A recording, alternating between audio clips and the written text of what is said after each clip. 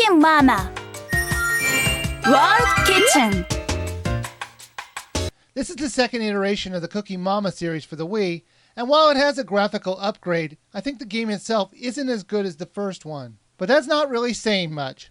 Cookie Mama is a game where you cook dishes for fun or for friends. As simple as I make it sound, that's about all you do. You put ingredients together and mix them to create a meal. The game is basically one mini-game after another. Each mini-game would represent a step that you would have to do to bake and create the recipe that you've chosen.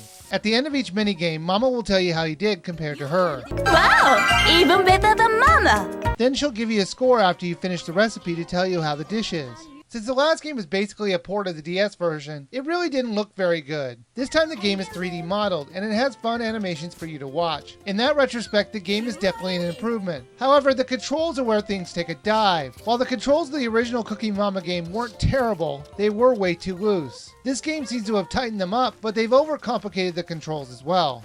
When you're chopping, peeling, grinding, mashing, the controls are dead on. To do those actions, you have to simulate doing them in real life.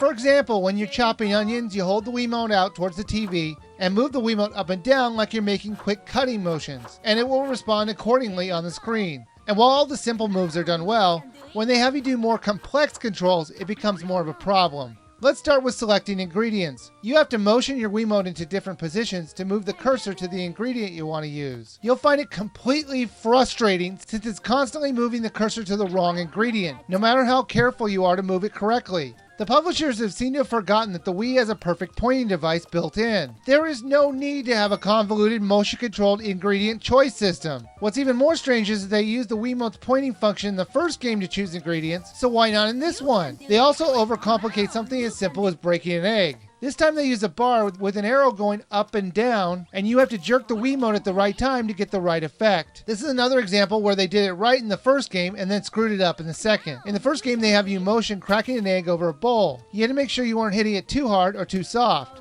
And while it didn't work perfectly every time, most of the time it did the job right. Also, sometimes they make you play mini-games inside of mini-games. This happens when you're about to fail one of the ingredient mini-games, usually by dropping the item on the floor and you have to stop it.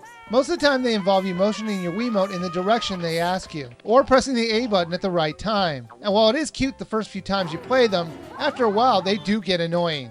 You can also invite a friend over for dinner, and if you can complete a dish without screwing it up, you'll unlock new friends and recipes to play with. You can also go head-to-head with one of these friends in a minigame or recipe showdown. They let you play against another player or computer to see who can make the most in the time period. It would have been nice if we had the ability to create our own dishes using the ingredients we've already unlocked. But alas, once again, that option is missing. Annoyingly, there still is no Nintendo Wi-Fi support, so you can't download any new recipes or battle any other players other than the minigames or recipe showdowns. Cookie Mama World Kitchen feels like one step forward and two steps back. The publisher had over a year to get this new game ready, and instead of improving on the controls from last time, they decided to make them even more unintuitive. And while about 60% of the controls were working well, the other 40% were so badly screwed up it made the rest of the game frustrating to play. If you're already a big fan of the Cookie Mama series, I only suggest you rent this game. Anybody else, you should probably skip it.